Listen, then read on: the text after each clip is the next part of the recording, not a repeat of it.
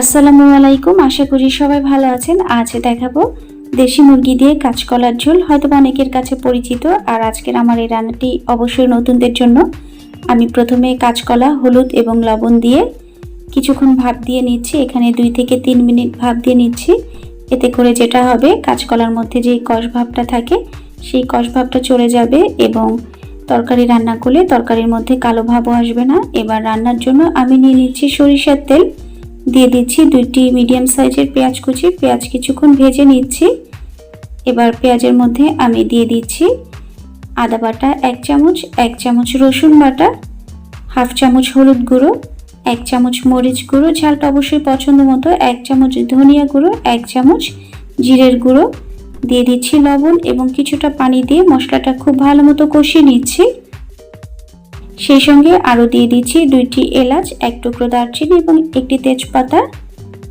আমি রান্নাটি সরিষার তেল দিয়ে করছি, আপনারা যে কোনো তেল দিয়ে করে নিতে পারেন, তবে আমি সরিষার তেলটা প্রেফার করি রান্নার জন্য। এবার আমি মুরগি দিয়ে খুব ভালো মতো কষিয়ে নিচ্ছি। আমি এখানে একটি মিডিয়াম সাইজের দেশি মুরগি নিয়েছি।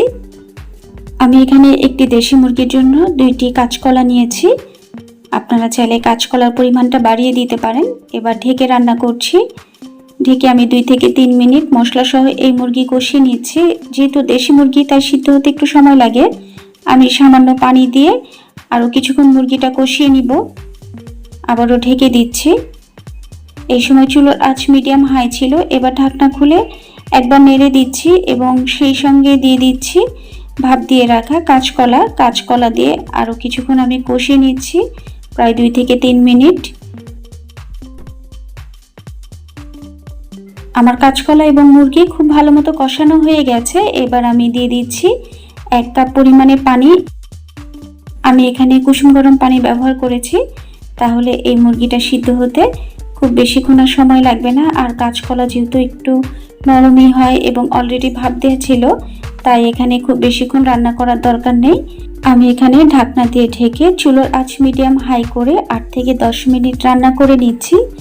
আর এই রান্নাতে কিন্তু মুরগি এবং কাঁচকলার ঝোলটা একটু পাতলাই হবে, তা না হলে কিন্তু এই রান্নাটি খেতে ভালো লাগবে না। এবার ফ্লেভারের জন্য দিয়ে দিচ্ছি 3 থেকে 4টি কাঁচামরিচগুলো আস্তই দিয়েছি এবং আরও দিয়ে দিচ্ছি 1/4 স্পুন পরিমাণে গরম মশলা গুঁড়ো।